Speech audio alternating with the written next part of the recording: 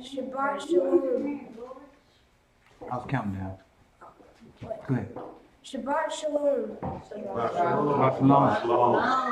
We invite everyone to come again to the Ark of Israel. Today's lesson will be on the book of Ruth.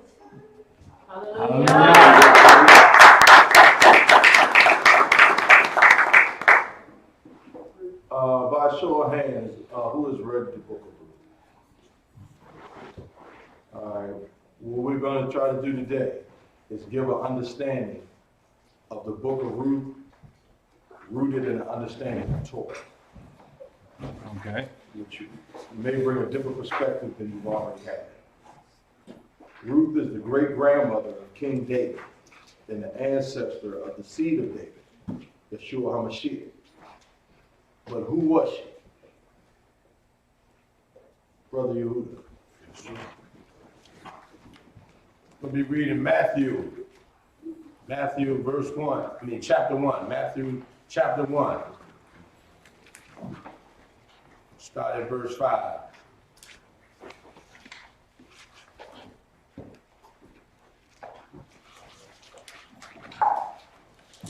Matthew 1, verse 5.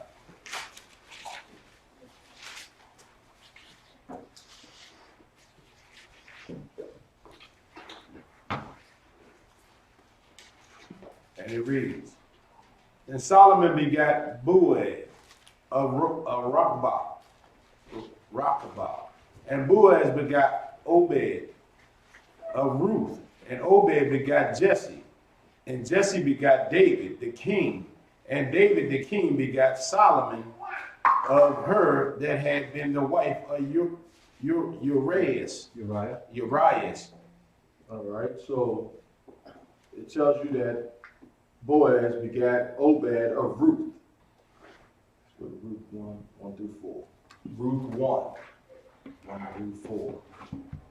Ruth 1. Now it came to pass in the days when the judges ruled that there was a famine in the land, and a certain man of Bethlehem, Judah, went to sojourn in the country of Moab, he and his wife and his 2 sons. And the name of the man was Elimelech,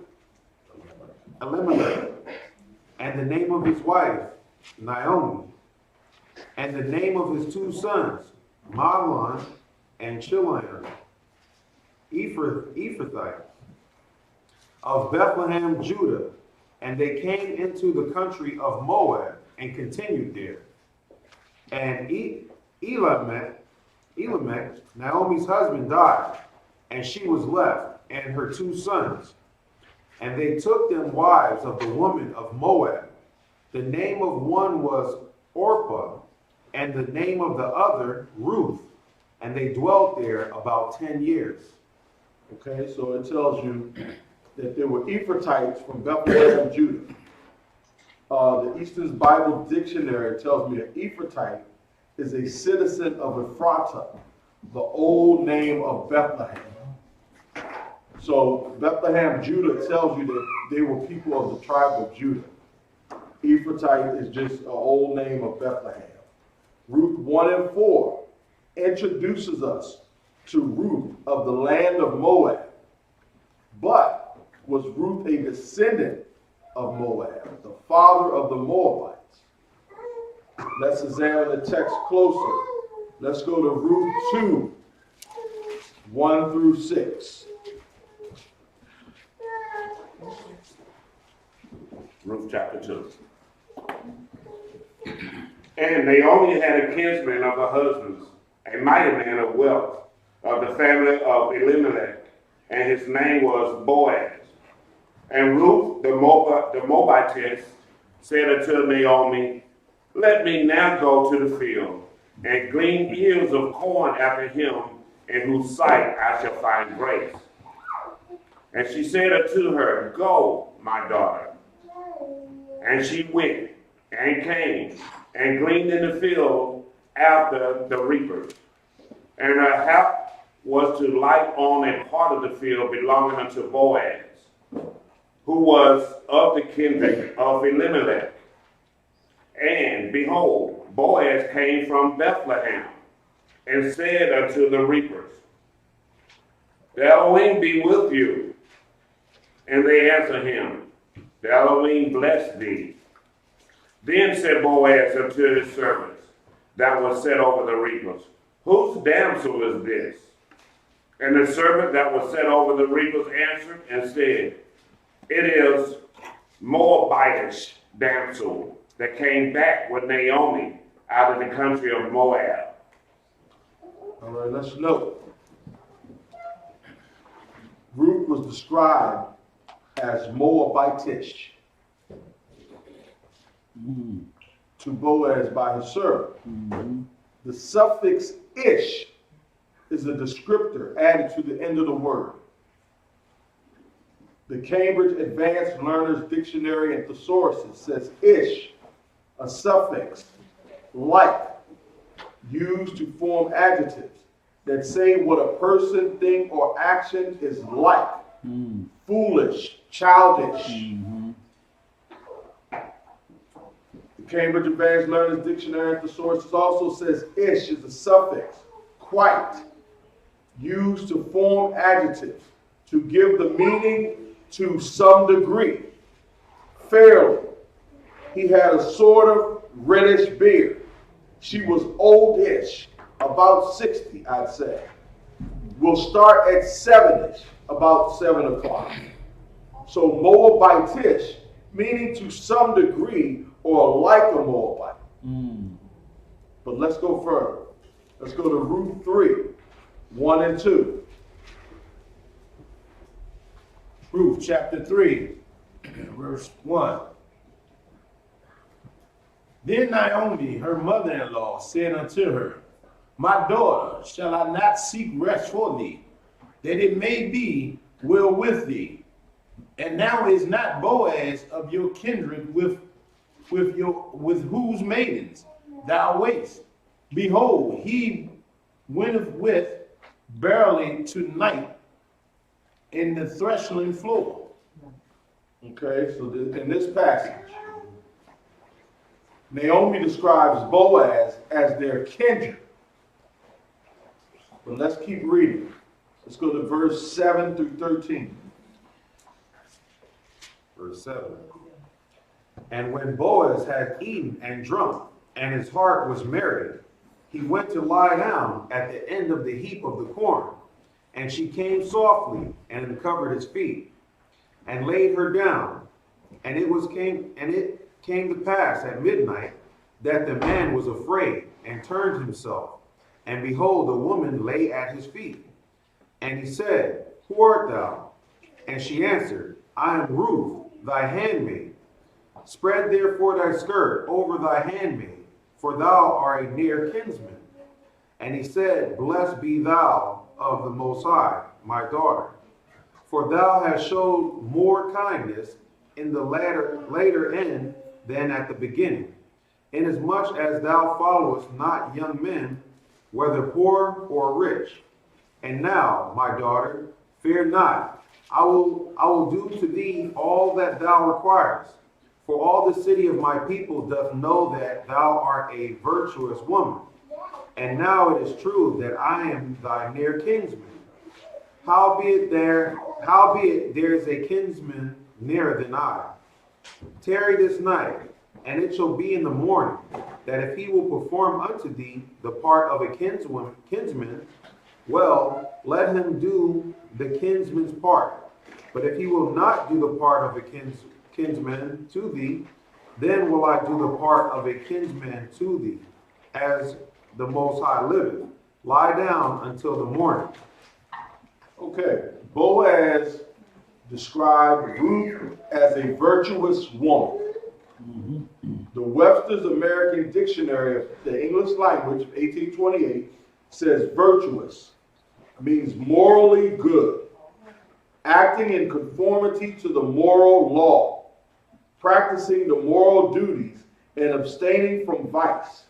As a virtuous man, being in conformity to the moral and divine law, as a virtuous action, a virtuous life. So Ruth was described as a virtuous woman. Well, to be described as virtuous, you have to be under some covenant of law.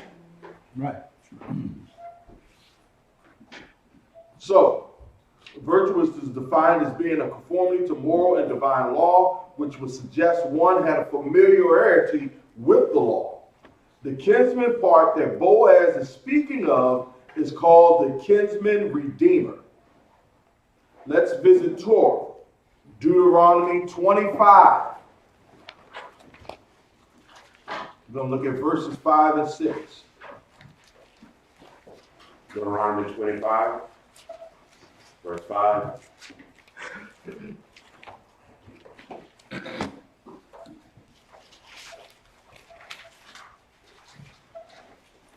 Okay.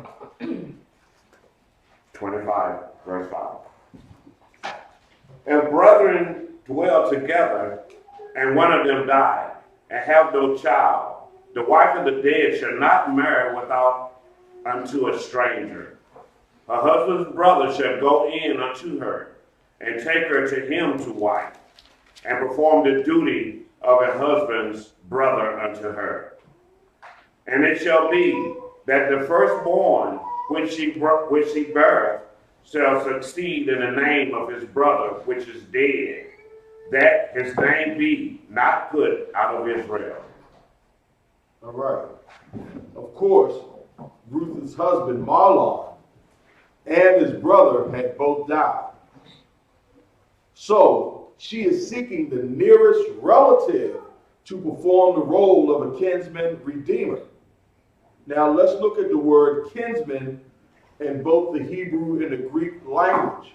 If you will write down H4130, you can look at it in your concordance later, H4130.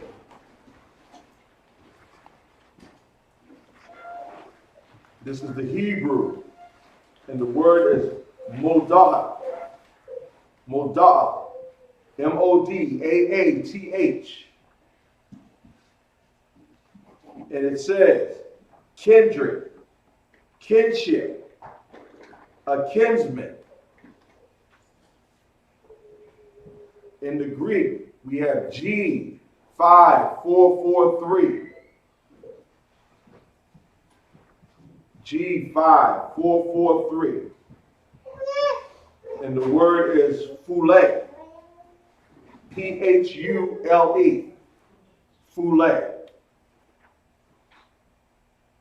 And for kinsmen, it tells you that this word is a clan or tribe, a race of people, a tribe, a lineage, the descendants of a common ancestor.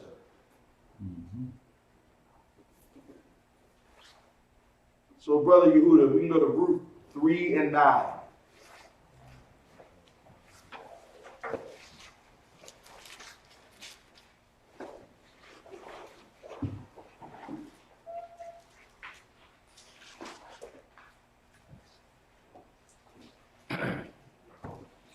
All right, Ruth, chapter 3, verse 9.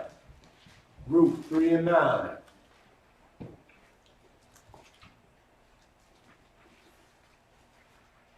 And he said, who art thou? And she answered, I am Ruth, thy handmaid. Spread therefore thy skirt over thy handmaid, for thou art a near kinsman. Let me keep going. All right. The KJV footnotes this text with, or one that hath right to redeem. Okay, so Boaz replied, it is true that I am your near kinsman. We just read kinsman meant tribe or lineage, right? And he says, but there is a kinsman nearer than I. He continued, if he will perform unto you the part of the kinsman, we'll let him do the kinsman part. But if he will not perform the part of the kinsman, then will I do the part of the kinsman to you. So, the kinsman is defined as a kindred, kinship, tribe, race, lineage. That would give us insight that Ruth was a bloodline Israelite. Hallelujah. A clause in the law of the kinsman redeemer stipulates in Deuteronomy 25 that she may not marry outside of the nation, coupled with the fact that Ruth even had the land to be redeemed, also points to a genealogical lineage in Israel, since she was seeking a redeemer. Now, let's look at Boaz's conversation with Ruth's closest kinsman. Brother Darren, if we can go to Ruth 4, 1 through 6.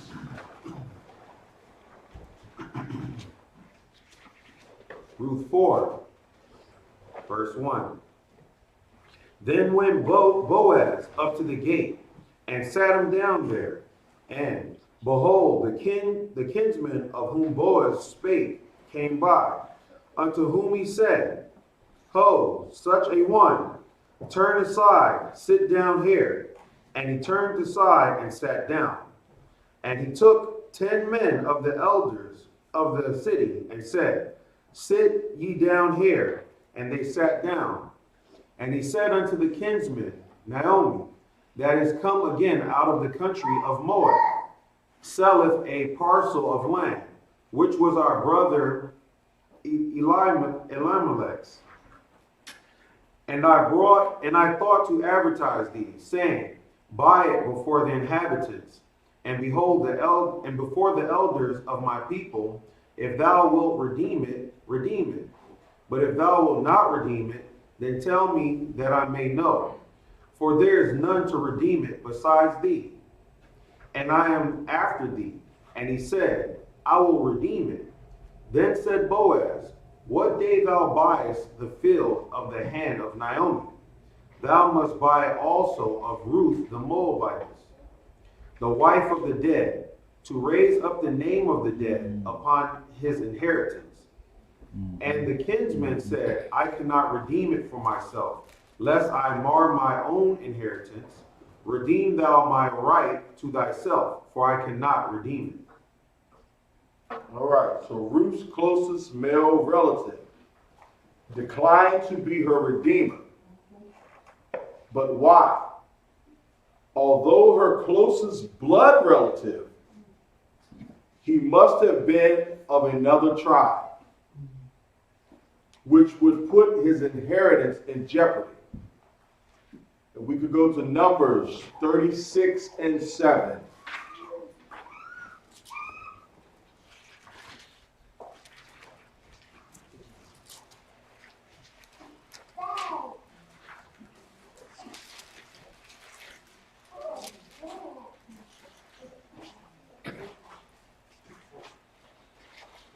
Numbers 36, verse 7.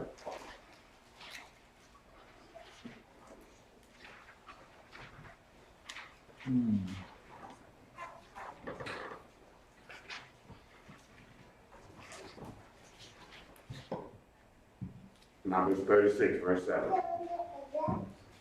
So shall not the inheritance of the children of Israel remove from tribe to tribe to tribe?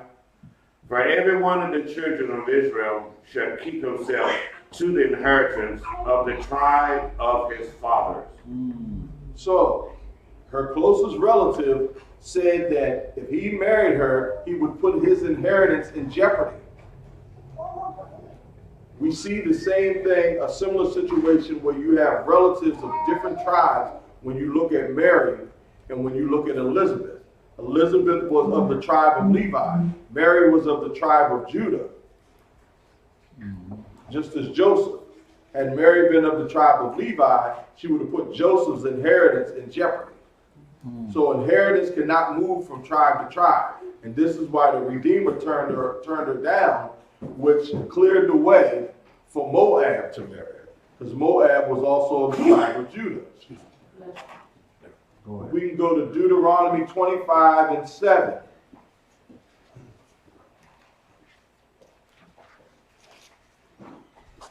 Deuteronomy Deuteronomy chapter 25, verse 7.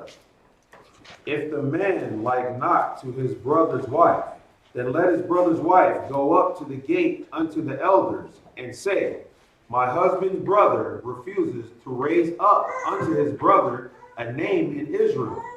He will not perform the duty of my husband's brother. So, the closest relative did not perform the duty. So Boaz, being the next closest relative, performed the duty of the Redeemer.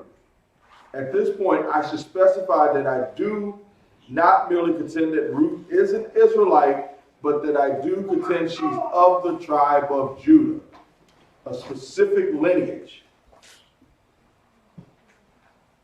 How can I be so sure? If we go to Tobit 4 and 12. Tobit is in your Apocrypha, chapter 4.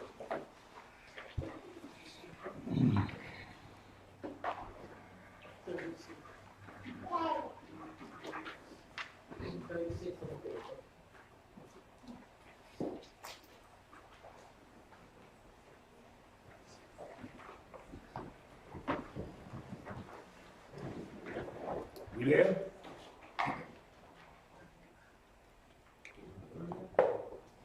Tobit chapter 4, verse 12. Beware all whoredoms, my son, and chiefly take a wife of the seed of thy father, and take not a strange woman to wife, which is not of the father's tribe. For we are the children of prophets. No, Abraham, Isaac, and Jacob. Remember, my son, that our fathers from the beginning, even that they are married wives of their own kindred, and were blessed in their children, and their seed shall inherit the land. All right. So with the extent that Boaz went in, consulting with Ruth's closest relative to remain in subjection of the law, it is doubtful if he would have married a daughter of another tribe. Because he wanted to make sure he was in accordance to the law. Because he himself told her, you have a relative closer than I. So he's following the law, so he would not then go outside the tribe and marry someone of another tribe. If we can go back to Ruth 4, 9 through 13.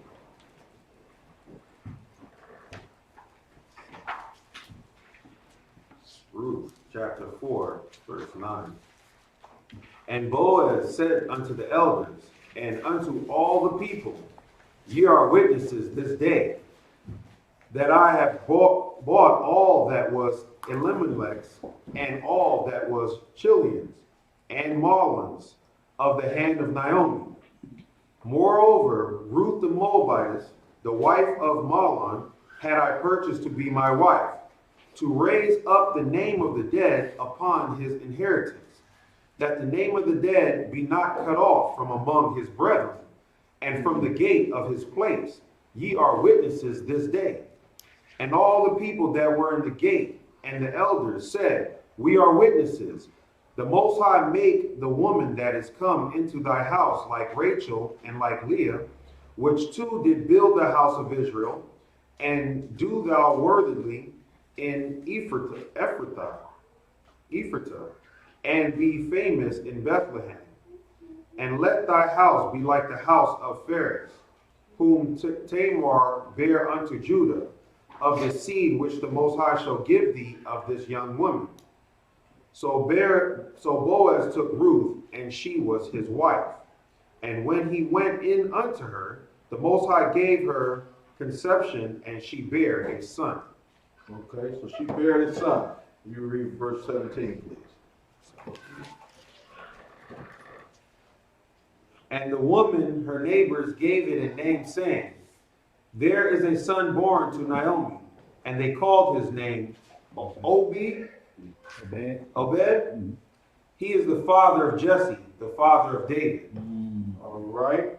So knowing the intertribal marriage law and its stipulation against marrying outside of your tribe or nation, The elders and all the people endorsed the marriage of Boaz and Ruth.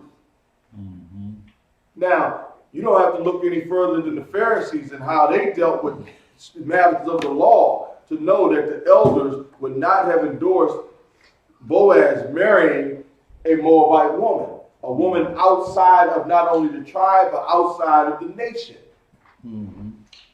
But what did they do? Not only did they endorse it, they even took it a step further in comparing her to other esteemed women of the nation. So the Most High blessed them with the child, Obed, the grandfather of David. So you say, well, why is this a big deal? God gave them a baby. We can go to Deuteronomy 23, 3 and 4.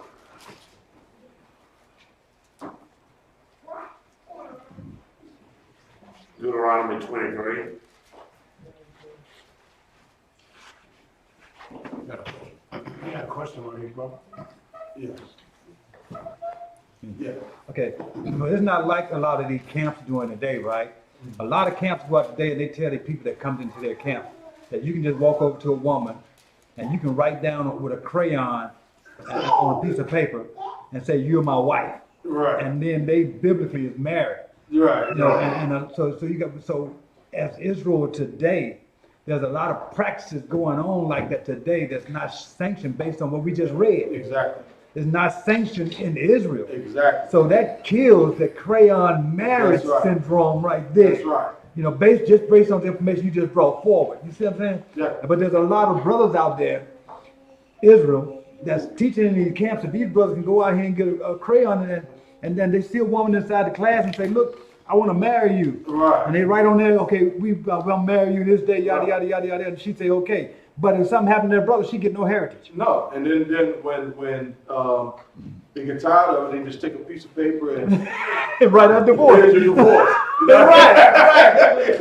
You see? Yeah, you can't do that. Right. Because and this is why it's important to use this book Yes. to show the foundation of Torah. Because the God of Israel is a God of decency and order. Yes. Everything has an order to it. And Yes. we're showing the order of things. Because the way we're taught the book of Ruth is that Ruth was a Moabite convert. But a Moabite convert to what? You know, at this time, Judaism didn't even exist. So what did she convert to? So we have to understand that we're talking about people under covenants. So she was under the covenant of the land of the Moabites. We're going to get to that. All right, my brother. Deuteronomy Yeah, yours. Deuteronomy 23, verse 3. An Ammonite or Moabite shall not enter to the congregation of the Most High. Even to their 10th generation shall they not enter into the congregation of the Most High forever. Because they met you not with bread and with water in the way when ye came forth out of Egypt, and because they hired against thee Balaam, the son of Beor, or Pethor, or Mesopotamia, to curse thee. All right, so a Moabite cannot enter into the congregation, even to the 10th generation. Right? Let's go to Zephaniah 2 and 9. Read from the book of Zephaniah, chapter 2. Zephaniah.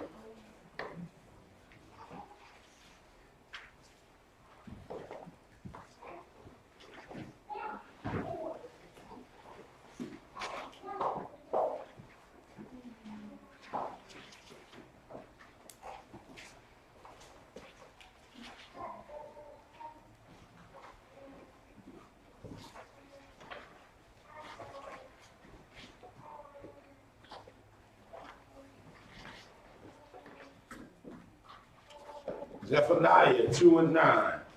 Therefore, as I live, says the Lord of hosts, the Elohim of Israel. Surely Moab shall be as Sodom, and the children of Ammon shall be as Gomorrah. Even the breeding of nettles and salt pits, and the perpetual desolation, the residue of my people shall spoil them, and the remnant of my people shall possess them. All right, so now the Most High is saying the Moabites and Ammonites are like Sodom and Gomorrah. Yes, he is. You see? So Yes, this is what we're saying, that is the descendant of the most of Christ, of the Messiah, Shia. Let's go to Nehemiah 13.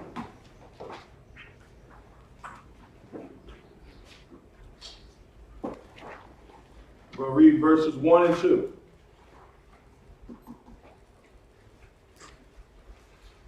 Nehemiah 13, verse 1. On that day, they read in the book of Moses. Stop right there. Where did they read it at? The book In the Torah, right? right. So on that day, they read in the Torah. Okay?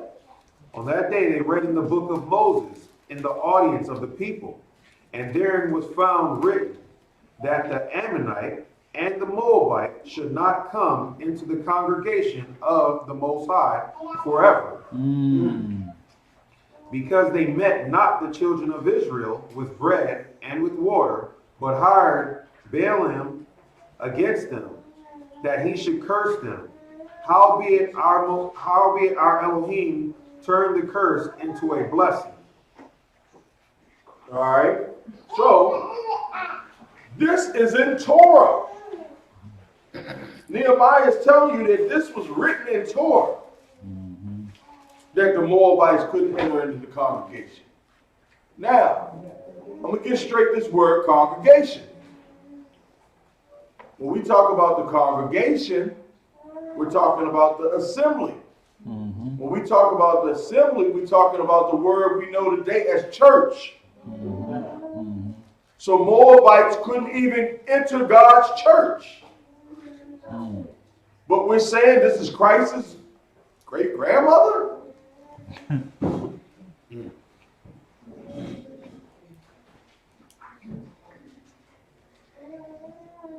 Brother Yehuda, can you give me Matthew 1 again, 5 and 6?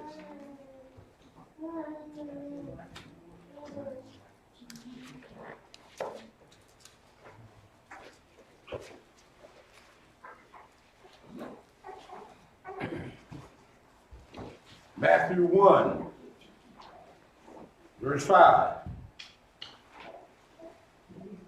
And Solomon begat Boaz, Rakhab,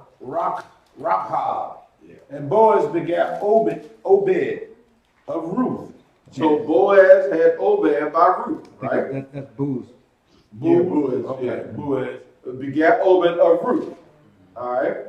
And Obed begat Jesse, okay? And Jesse begat David the king, and David the king begat Solomon of her that had been the wife of Urias. Okay? Now, if Ruth was a biological Moabite, then her and her descendants would not have been permitted to enter into the congregation of the Lord. But yet, David entered into the house of the Lord. We go to 2 Samuel 7 and 18.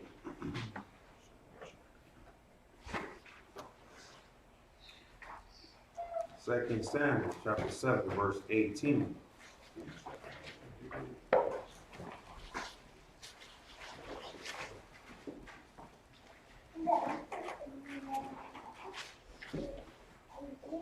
Second Samuel what? 7 and 18.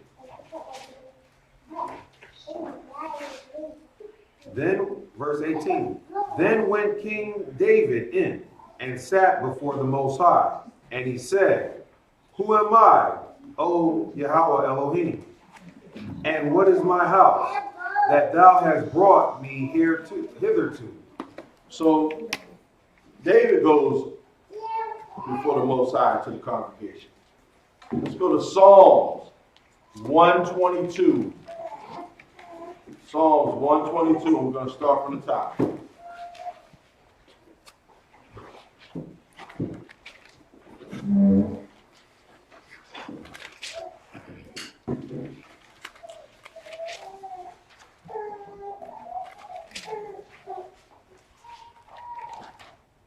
Psalms 122, verse 1.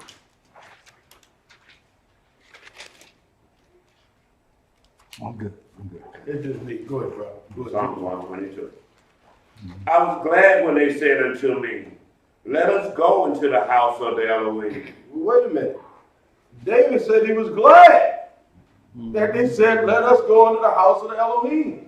But we just saw that Moabites were not There permitted. you go. Mm-hmm. So this would be breaking Torah, that David would be going. But the Most High said, David's a man after my own heart. Is God a man that he should lie? Okay. There you go, brother. Our feet shall stand within thy gates, O Jerusalem. Jerusalem is built as a city that is compact together. Whether the tribes go up, the tribes of the Most High, unto the testimony of Israel, to give thanks unto the name of the Elohim. So David is going up to the congregation to give thanks to the Most High. Mm-hmm. And David's son, Solomon, was chosen by the Most High to do what? Brother Yehuda, 1 Chronicles 28 and 6.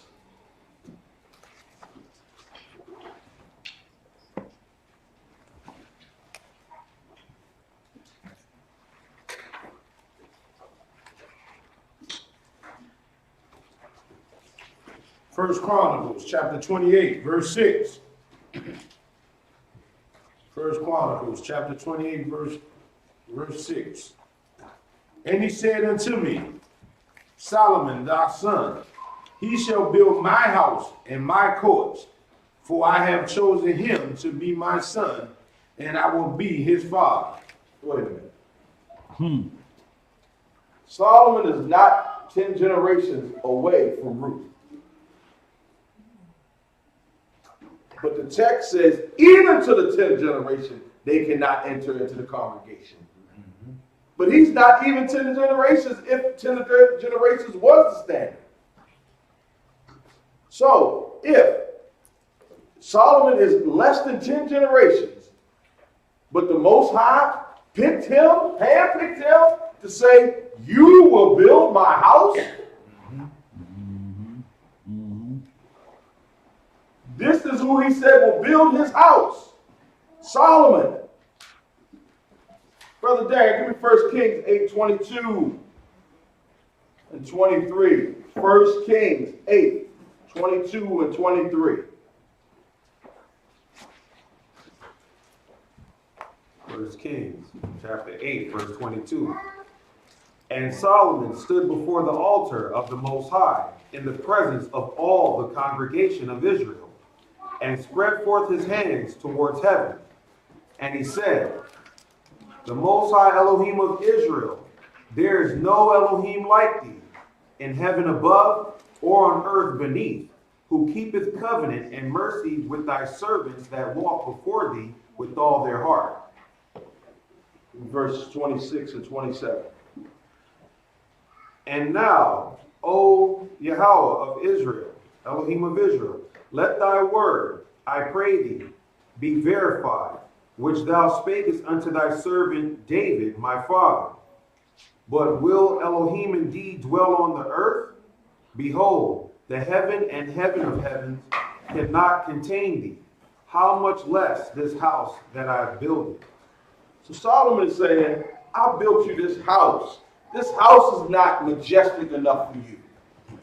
This house cannot contain your glory. But I'm to believe Solomon is a descendant of a Moabite who wasn't allowed in the house.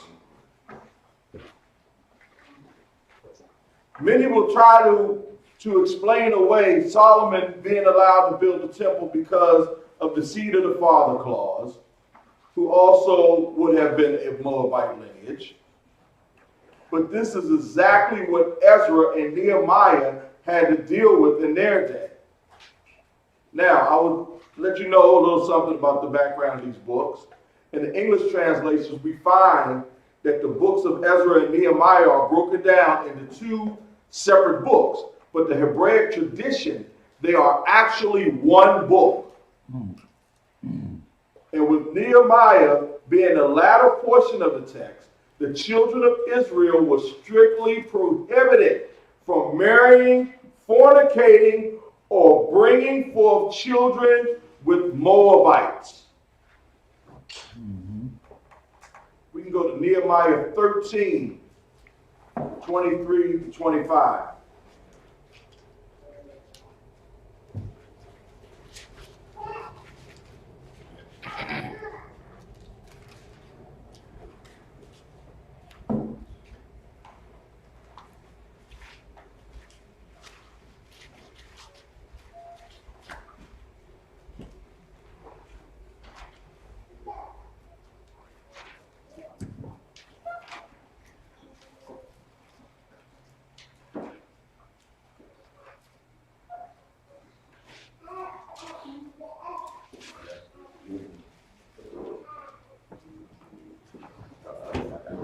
Nehemiah chapter 13, verse 23. In those days also saw I Jews that had married wives of Ashad and of Ammon and of Moab, and their children spake half in the speech of Ashad and could not speak in the Jews' language, but according to the language of each people. Did you want me to keep going? Yeah. Up to 25. Okay. And I contended with them and cursed them and smote certain of them and plucked off their hair and made them swear by Elohim, saying, Ye shall not give your daughters unto their sons, nor take their daughters unto your sons for yourselves. So Nehemiah is fighting these people for marrying Moabites. Let's go to Ezra 9. We're going to read verses 1 and 2. Ezra 9.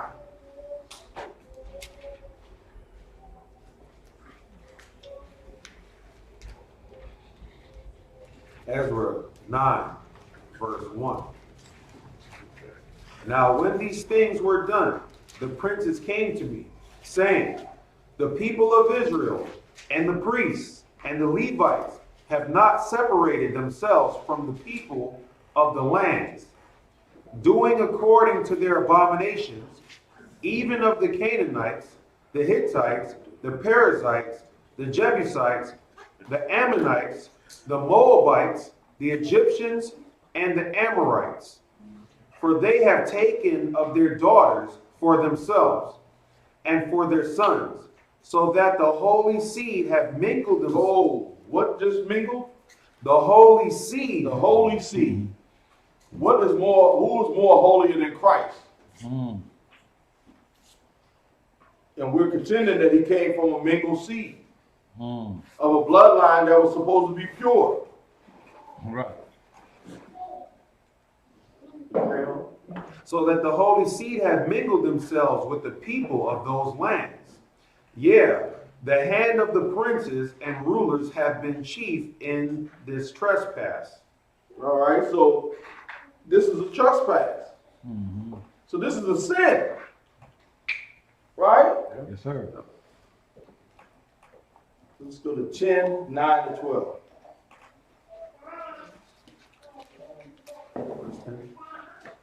Chapter.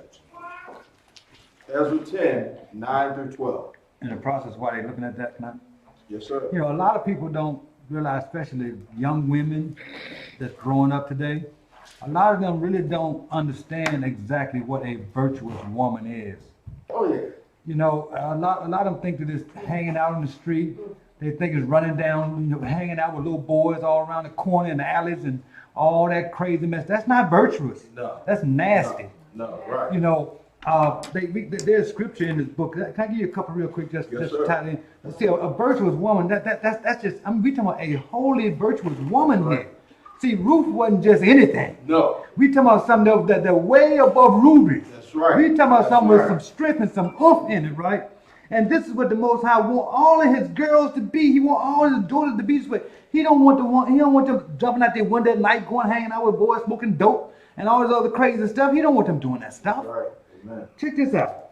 Let's go with Proverbs 31. You mind? No, I just sir. want to talk about this virtuous woman just for a minute. Go ahead. Okay? Bring It's it in out. Proverbs 31, verse 10. It says, "Who can find a virtuous woman? For her price is far above rubies." You see that? Far above rubies, right? But they don't realize that every time they with a guy, their price come down. Every time some boy mingled and ran their hand all through their clothes, their price or their worth come down. Before you know it, you marked down. That's right. You discount. Anybody can have you. The nicest thing on the street can have you now. No man of worth. No man of dignity. You don't need a man of dignity because you don't have any dignity. Every time you write, I'm sorry. No. But every time a woman go out there, a child of kids, and the parents are trying to bring them up right, they jumping out of windows and their parents got to walk that route themselves right too.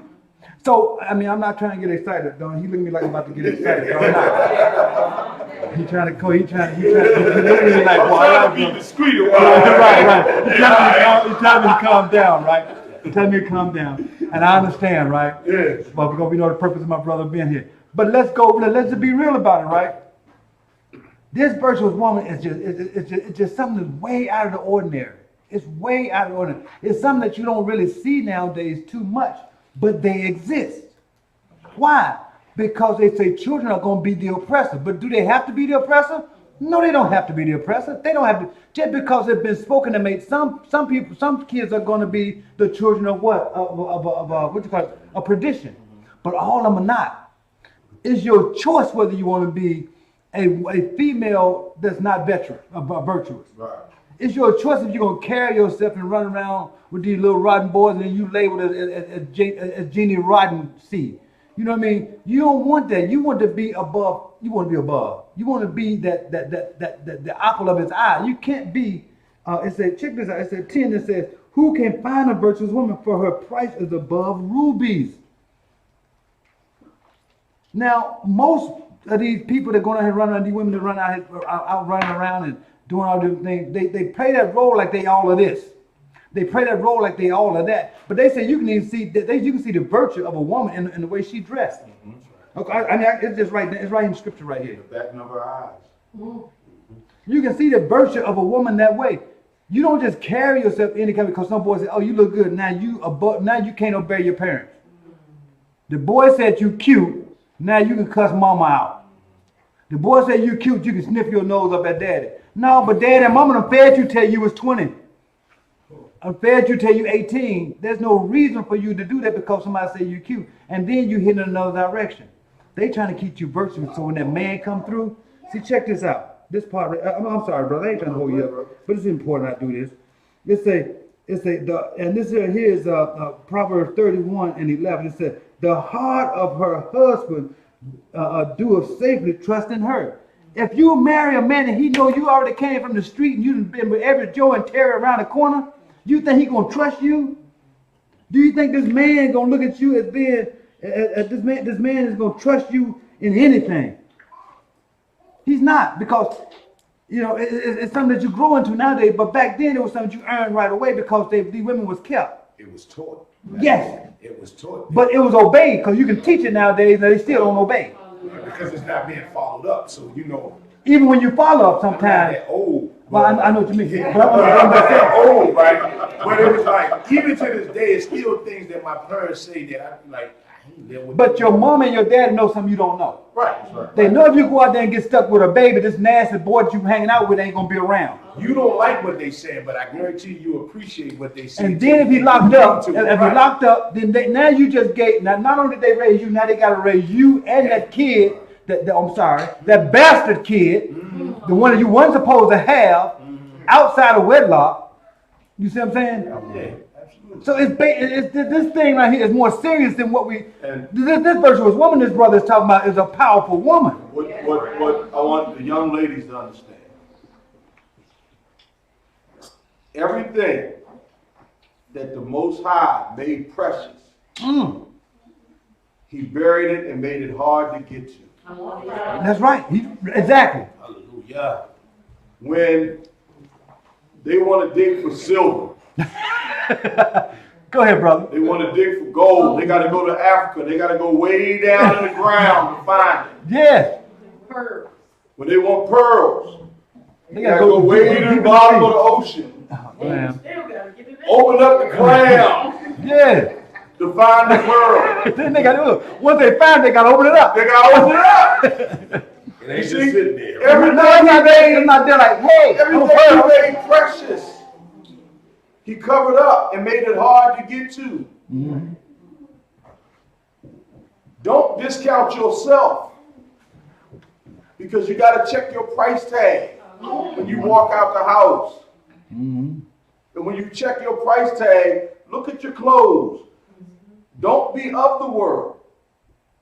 If you're not dressed, if you're dressed like them, maybe you marked yourself down. You mark down. Get back behind the glass case where you belong. I know brother, have you ever heard about this one thing they call them a peach out of reach? You ever heard of peach out of reach? Anybody ever heard of a peach? Anybody heard? Oh, y'all ain't going to We all in our 30s, man. we got to bring y'all to speed to what we're talking about, right? Because a peach out of reach, it's just like an apple in the top of the tree. You know how we used to be walking around, little boys, you see that the best, reddest apple from the top of the tree? Yeah. You get you a stick, you throw that apple, you throw rocks all day long trying to hit that apple. Just keep throwing it and you keep missing this apple, right? That apple is out of reach. So when you see this peach, you want to, and they say the young women should be like a peach out of reach. This is what she should carry herself so high up in the tree that no matter how long they sit down and throw them sticks and throw them rocks, they're going to throw something big, because if they throw something big, they got a better chance of hitting you. Right. So they're going to tell you about all the big money they got. They're going to tell you about all the nice cars and clothes they can give you. Just let them keep throwing.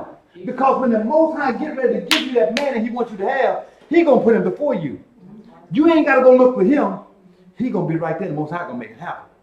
The Most High going to put him in your life. And it won't be a crayon marriage.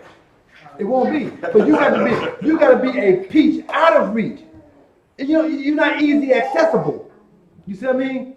Because if anybody can throw a stick up and knock the peach down, once that peach hit the tree, and once that peach hit the ground and begin to decay, everybody kick it around, roll it around the ground, that peach is out. That peach is marked down. And undesirable. And very undesirable. See, with all whelps and notches all in it. Might even be discarded. It's not even firm no more. It's not even firm no more. Right. I was thinking about, it's like Ruth. I believe that she was a virtuous woman that made her different.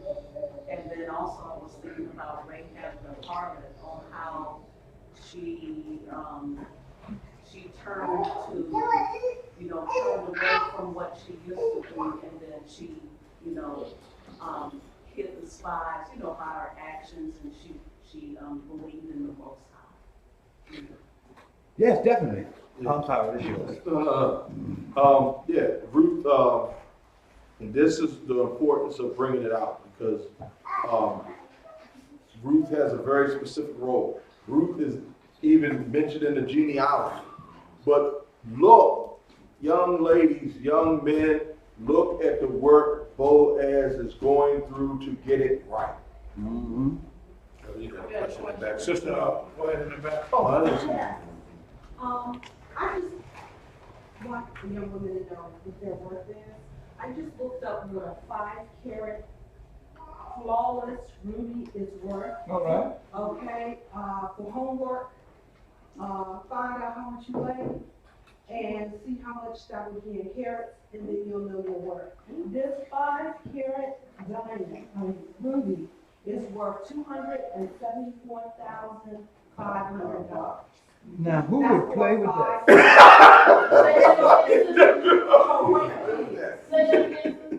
This is a 5-carat flawless ruby.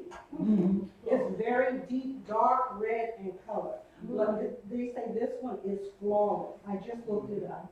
So it's worth $274,500 for 5 carats. So if you look up what your weight is in carats and times that by this number right here, that's what your worth is. So in other words, this is a little bit over $250,000. So when you do your weight, that's how much you're going to be worth. That's your worth. So the question is, even at $5, even at five pounds or 5 carats of this thing, just think about some of the people you come in contact with as a young lady. Would you trust them with 200 and what? $274,000. Will you? Will you trust them with 274? Can you believe? I mean, it's just unbelievable for me. Right. Because that's your worth. That's just, and as she's saying, that's just an inkling of your worth. Right. You see what I mean? Because guess what? Being a part of Israel, and especially being a woman in Israel, is one of the highest level of a female that you could possibly be in this world. If you play your cards right. But if you play them wrong, you're going to be the worst thing on this earth. Why? Because number one, you got that skin defect already. They all, just by your color, they're going to look at you wrong. Just by your color. But when you carry yourself for the genuine woman that you actually is, and you carry yourself as the jewel and the ruby that you actually are, not trusting any man with any of your, just any portions of you, unless it has been deemed by the Most High. That's why back in the day, Israel used to choose husbands and wives.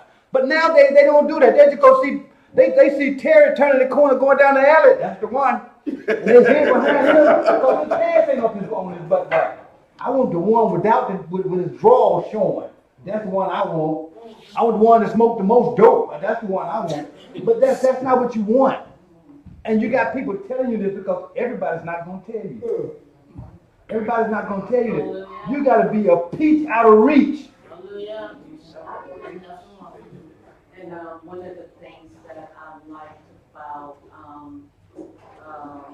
another thing about the character of Ruth was that she listened to her mother-in-law's advice. Because,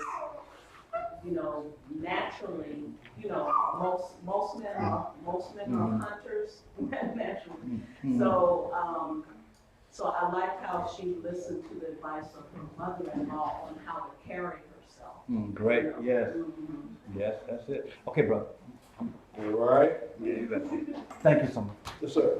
Let's go to Ezra 10, 9 through 12.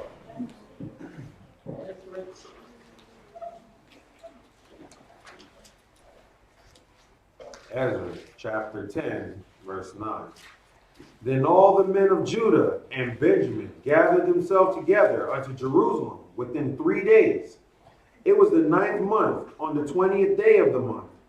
And all the people sat in the street of the house of the Most High, trembling because of this matter, and for the great rain. And Ezra the priest stood up and said unto them, Ye have transgressed, and have taken strange wives, to increase the trespass of Israel. Now therefore make confession unto the Most High Elohim of your fathers, and do his pleasure, and separate yourselves from the people of the land, and from the strange wives. Then all the congregation answered and said with a loud voice, As thou hast said, so must we do. All right, so Ezra told them, you must separate yourself from these women. Right? Let's go to verse 3, see what else it said. Verse 3. Now therefore let us make a covenant with our Elohim, to put away all the wives, and such as are born of them. Whoa. had Obed by Boaz, right? Ezra just said not only put away the wives, put away the children born of them. So that would mean Obed would have been put away. Obed is the grandfather of David. How would David have ever been king? Carry on, brother. Now therefore let us make a covenant with our Elohim to put away all the wives, such as are born of them, according to the counsel of my Elohim, and of those that tremble at the commandment of our Elohim. And let it be done according to the law. According to law. So this is done according to law. So Obed, the father of Jesse, the father of David, the father of Solomon, would have been put away with Ruth. Therefore, neither David or Solomon would have ever reached the throne of Judah, making the seed of the father a mute point. Because Torah explains in Deuteronomy 17 and 15. Deuteronomy chapter 17, verse 15.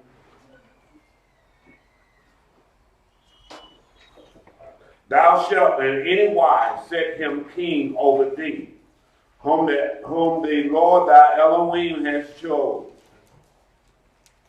shall choose, pardon me. One from among thy brethren shalt thou set king over thee. Thou mayest not set a stranger over thee, which is not thy brother. Well, what did Nehemiah say? What did Ezra say? Y'all have taken strange wives and had children with them. Well, they just said you can't set a stranger over you as a king. That's a law. So as the great-grandson of Ruth, King David would have been her direct descendant, excluding him from ruling as king over Israel. The elders in Israel would have never endorsed this marriage between Boaz and a biological Moabite, knowing these prohibitions. So why would I say that? Deuteronomy 27 and 1. We're going back to Torah.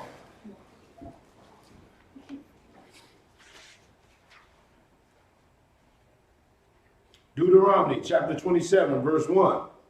And Moses with the elders of Israel commanded the people, saying, keep all the commandments which I command you this day.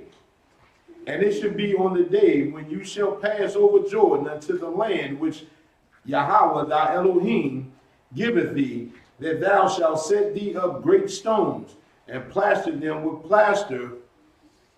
Want me to keep going? No, that's good. So Moses with the elders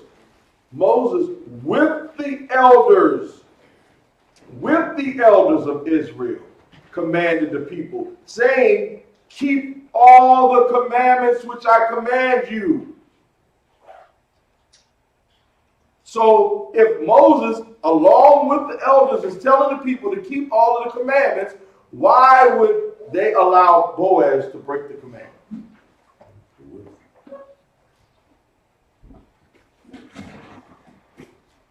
Now, let's get an understanding of what a historical background of what we're talking about.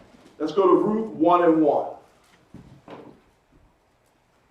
Ruth chapter 1, verse 1. Now it came to pass in the days when the judges ruled that there was a famine in the land.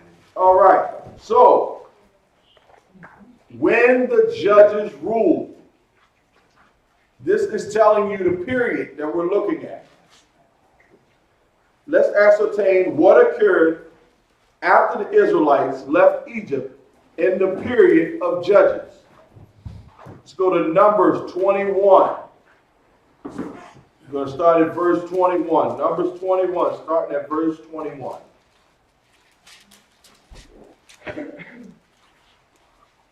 And Israel sent messengers unto Sihon, king of the Amorites, saying, Let me pass through thy land.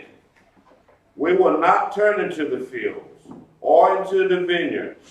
We will not drink of the waters of the well, but we will go along by the king's highway until we be past thy borders. And Sihon would not suffer Israel to pass through his border. But Sihon gathered all his people together and went out against Israel into the wilderness. And he came to Jahaz and fought against Israel. And Israel smote him with the edge of the sword and possessed his land from Arnon until Jabbok, even unto his children of Ammon, for the borders of the children of Ammon were strong. And Israel took all these cities, and Israel dwelt in all the cities of the Amorites, in Heshbon, and in all the villages thereof. For Heshbon was the city of Sihon, the king of Amorites, who had fought against the former kings of Moab, and taken all his land out of his hand, even until Arnon. Wherefore, they that speak in Proverbs say, Come into Heshbon, let the city of Sihon be built and prepared. For this is a fire gone out of Heshbon, a flame from the city of Sihon.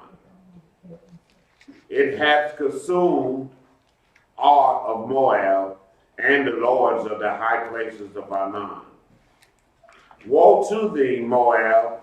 Thou art undone, O people of Chemosh. He hath given his sons that escaped and his daughters into captivity until Sihon, king of the Amorites. We have shot at them. Heshbon is purged even unto Dibon, and we have laid them waste until Nophah, which reacheth unto Medeba.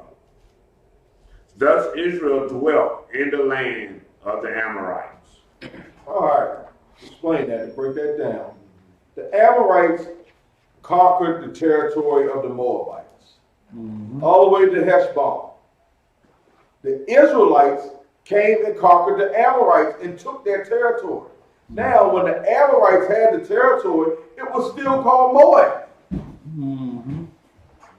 The name didn't change. The ownership just changed. Israel came and took the territory from them. It was still called Moab. So it tells you right in the text that the Israelites moved into all of those places in the land.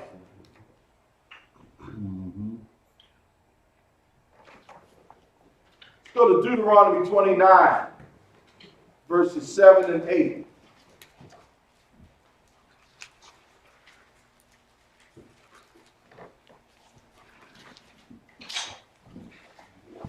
Deuteronomy chapter 29, verse 7. And when he came unto this place, Sihon, the king of Heshbon, and Og, the king of Bashan, came out against us unto battle, and we smote them, and we took their land, and gave it for an inheritance, unto the Reubenites, and to the Gadites, and to the half tribe of Manasseh. So they took their land and gave their land for inheritance to Israelites. This happened around 1450 BC. Now let's look at the book of Judges for a historical perspective of this period, because it says that Ruth was born during the period of Judges. We're going to go to Judges 3. Starting at verse 12, Judges 3. Now, when they came and conquered this land, this was at the period that they had just left Egypt. So they were trying to come in and find places to live themselves.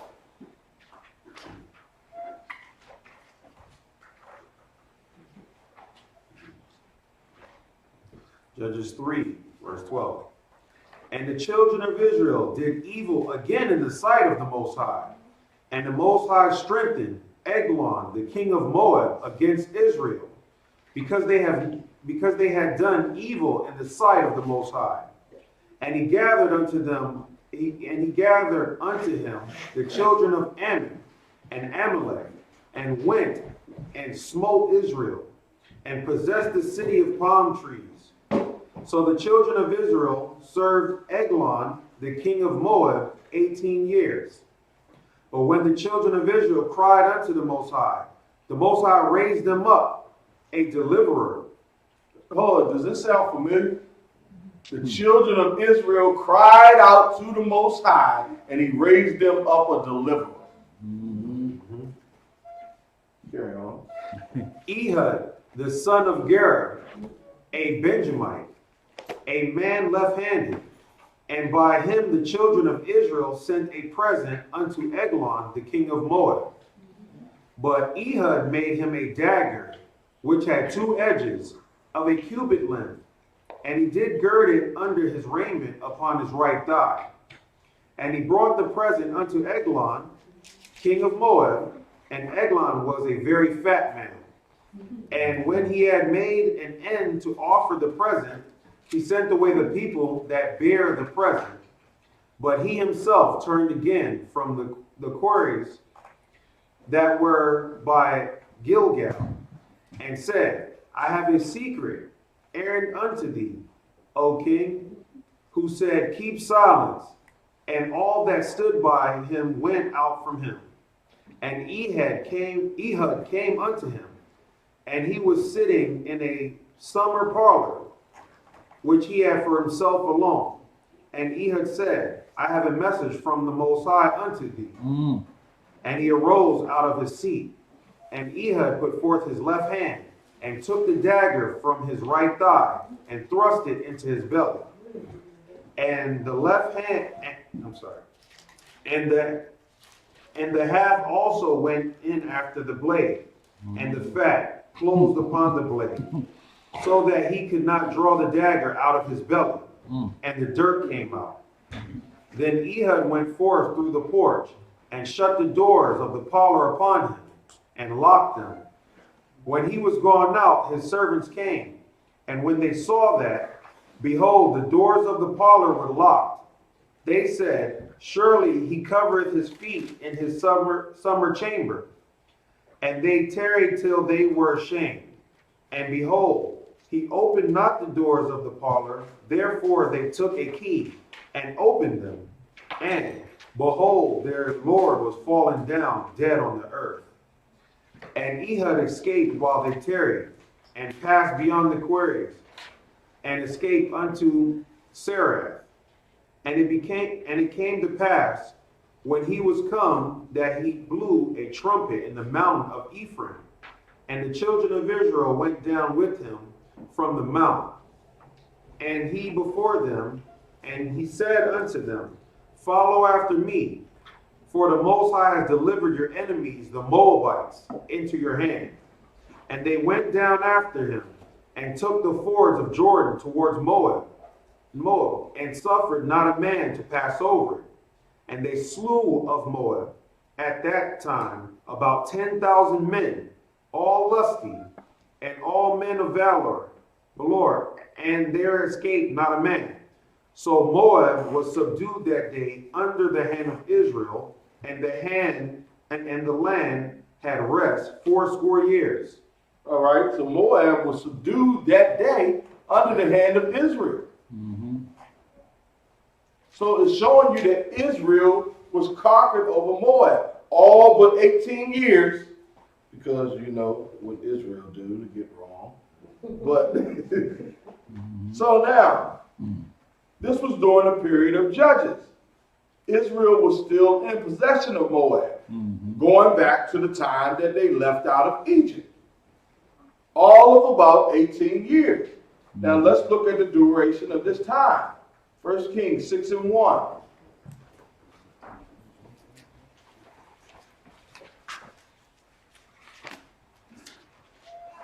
First Kings chapter 6, verse 1. And it came to pass in the 418th year after the children of Israel were come out of the land of Egypt, in the 4th year of Solomon's reign over Israel, in the month Ziph, which is the 2nd month, that he began to build the house of the Most High. Okay, so now we're all the way up to Solomon. So this was during the period of Judges. The period of Judges extends from the death of Joshua into the establishment of the monarchy. Right? So this period lasted somewhere around 480 years. That's just the period of Judges. That's not even going all the way back until them coming out of Egypt. So you got a 480-year window that Ruth was born in this nation, right? Ruth 1 and 1. Ruth 1, verse 1. Now it came to pass in the days when the judges ruled, that there was a famine in the land, and a certain man of Bethlehem, Judah, went to sojourn in the country of Moab, he and his wife and his 2 sons. Okay, so this was during the period of Judges that Elimelech, Naomi, Malion, and Chilion went to the land of Moab. They tell you they were from Bethlehem, Judah. So the Judah part tells you what tribe they were from. That's right. So they're going where? To another Israelite ran territory. Why did they go? Because it was a famine. Whenever God wanted Israel to move, there was a famine.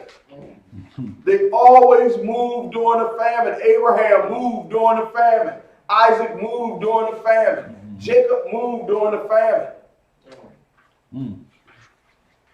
So there was a famine on the land. They moved. Why? Because you have to go get this virtuous woman that's going to be the ancestor of Christ.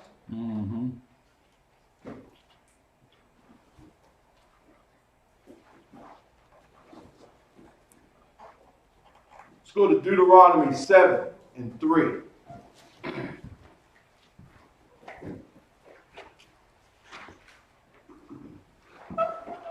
Deuteronomy chapter 7, verse 3. Neither shalt thou make marriages with them. Thou daughters thou shalt not give unto his sons, nor his daughters shall take unto thy son. You want to keep going? No, that's good. Okay. So, you see that this is Deuteronomy. We keep going back to Deuteronomy. We keep going back to Numbers. Why? Because this is Torah. This is the law. This is the establishment of the rest of the book. And when you get to books like Ruth, just like the New Testament, and you're reading things, if you don't have a foundation in here, you're going to misinterpret what you're reading here. Now, because I have a foundation here, when I started reading the book of Ruth, I'm like, something's not right.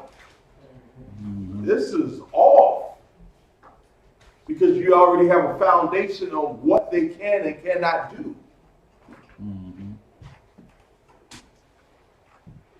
Let's go to Isaiah 55 and 11.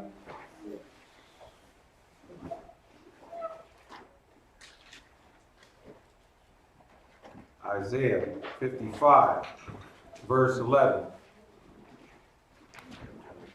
So shall my word be that goeth forth out of my mouth.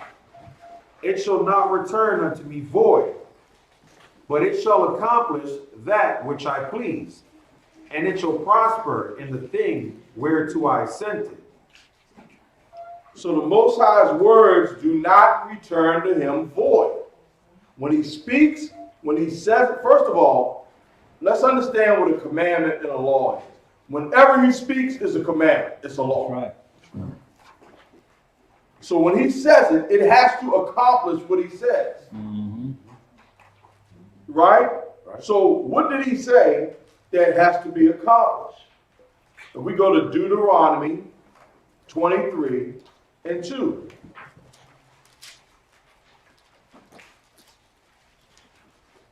Deuteronomy 23, verse 2.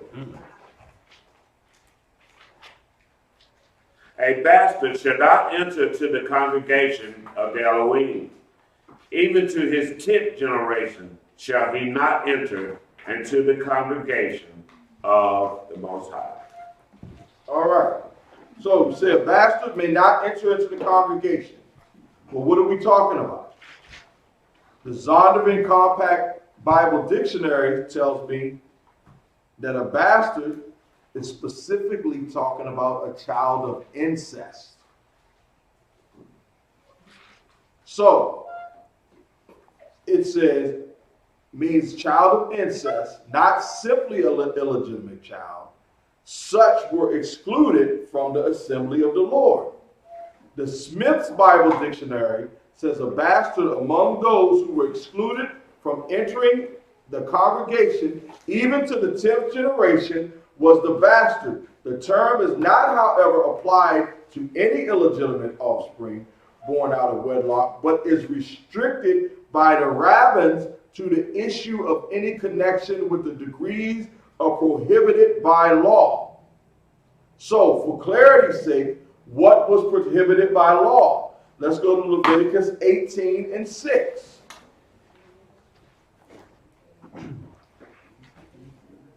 Leviticus 18, verse 6. None of you shall approach to any that is near of kin to him, to uncover their nakedness. I am the Most High. All right. So he said, none of you should approach anyone that's kin to him to uncover their nakedness. If I go to the Amplified Bible, it specifies what we're talking about.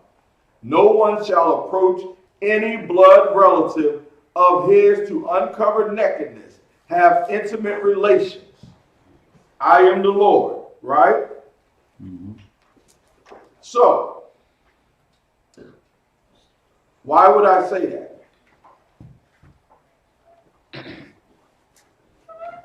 Lot is the father of Moab by his daughter, a child of incest.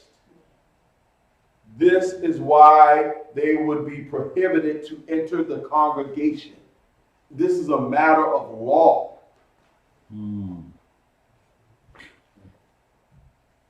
Lot had children by his two daughters, Moab and Ammon.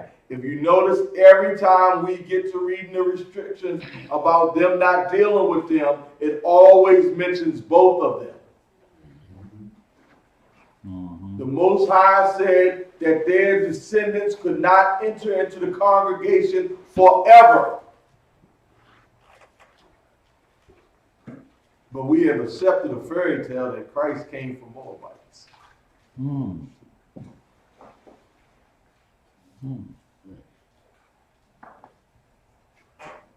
Both of the genealogies from Matthew and Luke lead directly back to Jesse, the son of Obed, as the Ruth. Jesse was the grandson of Boaz and Ruth. Jesse was the father of King David.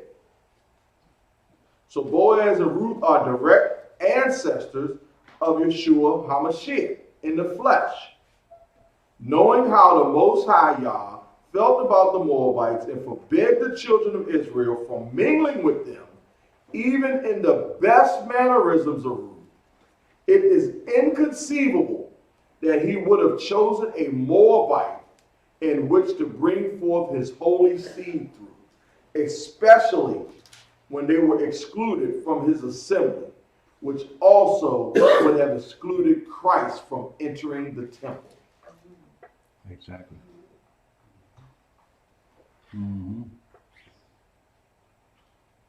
Luke chapter 4 and 16.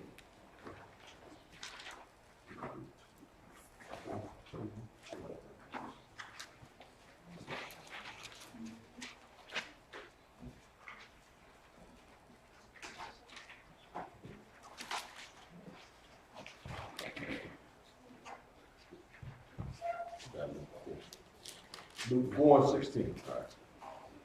Luke chapter 4, verse 16. And he came to Nazareth, where he had been brought up. And his custom was, he went into the synagogue on the Sabbath day, and he stood up for to read. How? He's a Moabite.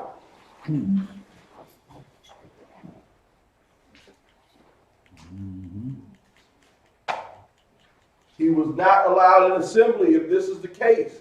If what we're being taught is the case, he is not allowed into the assembly. Right. But he's entering the assembly to read. Let's look at Ruth 2 and 11. Ruth chapter 2, verse 11. And Boaz answered and said unto her, It hath fully been showed me all that thou hast done unto thy mother-in-law since the death of thy husband, and how thou hast left thy father and thy mother, and the land of thy nativity, and art come unto a people which thou knewest not heretofore. Okay, so Boaz said to her that you left the land of your nativity. The Oxford Living Dictionary tells you that nativity means the occasion of a person's birth, which tells you she was born in Moab. She didn't migrate there. Her family didn't migrate there. She was born there. They migrated there sometime earlier. Right. But she was born in that territory. Why? Because it was Israelite territory.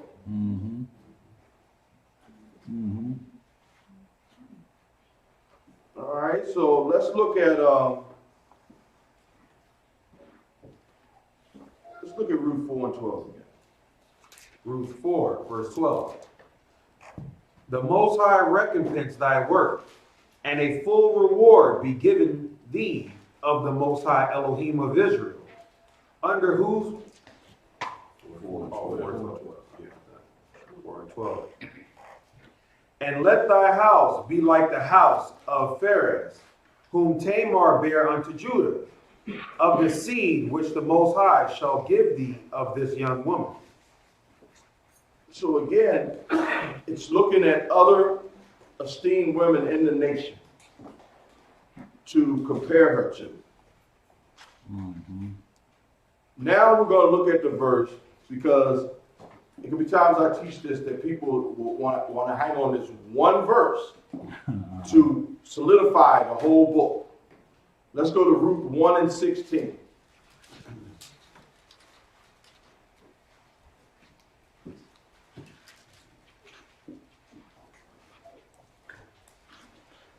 Ruth 1, verse 16. And Ruth said, Entreat me not to leave thee, or to return from following after thee. For whither thou goest, I will go, and where thou lodgest, I will lodge. Thy people shall be my people, and thy Elohim my Elohim. All right. So in verse 16 of the first chapter of Ruth, it tells you that Ruth is saying, your people will be my people, your God should be my God, right? But in most King James Bibles, especially in 1611, the italicized, the word or and the phrase shall be is italicized, which means slanted, right? Now, italic by the Merriam-Webster's dictionary tells us of or relating to a type style with characters that slant upwards to the right, right? You've seen italicized words. Now, I'm going to go to the King James Bible. The use of italics in the King James Bible. The word in italics in the King James Bible are words that were added by the translators to help the reader. This is usually necessary when translating from one language to another because the word in one language may not have the corollary word in English or idiomatic expression often do not easily move from one language to another. Hence, the word in italics are words which do not have any equivalence in Hebrew, Aramaic, or Greek texts. By adding these words, the translator's goal was to make the meaning of the sentence clearer and produce a more readable translation that read smoothly, yet was true to the original. However, to make sure that the reader understood that these words were not in the manuscript, they set them in italics. So in other words, it is not accurate that Ruth said, "Your people shall be my people," and "Your God, my God." It was closer to "Your people, my people." Right. Exactly. Exactly. Keep going, brother. All right? "Your God, my God." There you go. There you go. Mm-hmm. So, you would say, why doesn't it specify Ruth as an Israelite? Although I believe many honorably reconcile Ruth being a Moabite as a way of erasing the stigma of racism through Christ, which all of the dismantling of the foundation set by Torah it does, this isn't the appropriate book for a doctrine of no respecters of person. When reading the scriptures in its original language, we have to understand that the original target audience were aware of certain dynamics pertaining to the text that needed no explanation because they were familiar with the principles of Torah.